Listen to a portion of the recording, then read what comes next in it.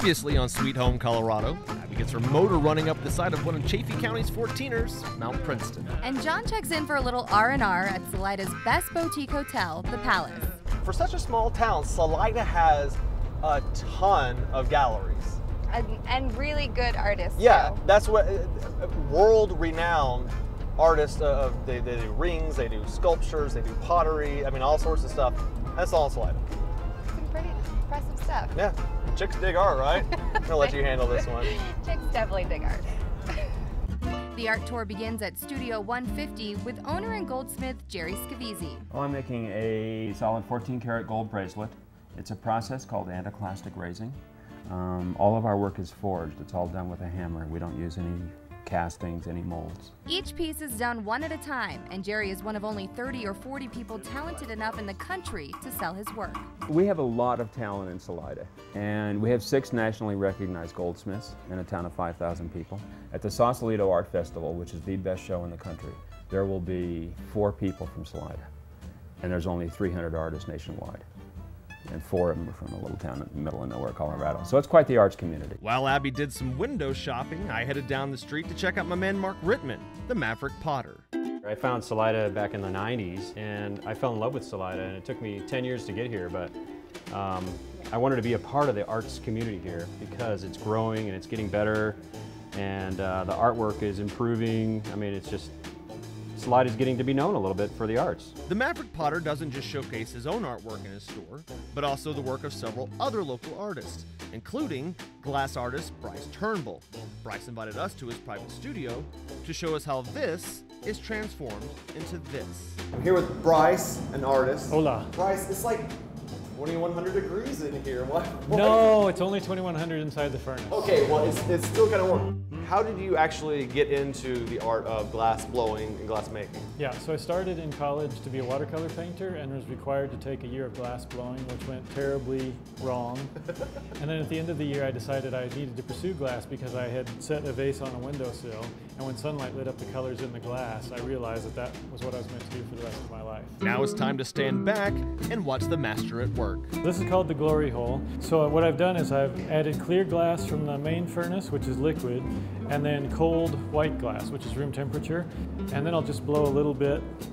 To complete a piece requires a lot of skill, a little luck, and a Jedi trick or two. I work by myself, so I don't have an assistant to stand here and open the furnace, so this is my magical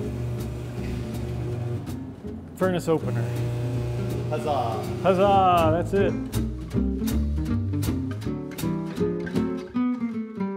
So the least amount of time I spend on the glass with the tool is the best. So I like to just get to the shape I'm looking for and then stop. Heat this up one time and then I'll swing it around to stretch it a little bit longer and then start to blow the final shape. To complete a piece means you have to do every one of about 120 steps correctly. So if you make one error, it could just be crooked or it could break. And the problem is you get through 119 steps successfully and then make error at step 120 and it still is a lost piece. So it's a very slow process to learn. As you see, as I turn it, it doesn't wobble up and down because it's very well centered. So it turned out well. That's good. That's like number 98 of the 120 things you can do wrong. But I got it right. So here's a little flower-shaped bowl. From home goods to jewelry, Salida has a lot of art to offer, and some of the pieces you won't find anywhere else.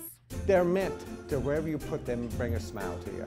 So I figured they ought to go in every room of the house. People need to be just at least slightly deranged. They have to have a great sense of humor and a good sense of wonder. But we're often the kind of thing that people love or hate, or they're just totally confused by. And we're confused most of the time, so it doesn't matter. After a day of taking in the arts, it's time to relax at the Mount Princeton Hot Springs Resort. So you just have some spectacular views. This resort's really fun, family friendly. You sit in the hot springs, you're surrounded by mountains. You can't really get much closer. With your stay, you get to use all the hot springs, all the spa and fitness facilities, and all the fitness classes. So that's pretty unique. So you can rough it up in the mountains and then pamper yourself in the evening.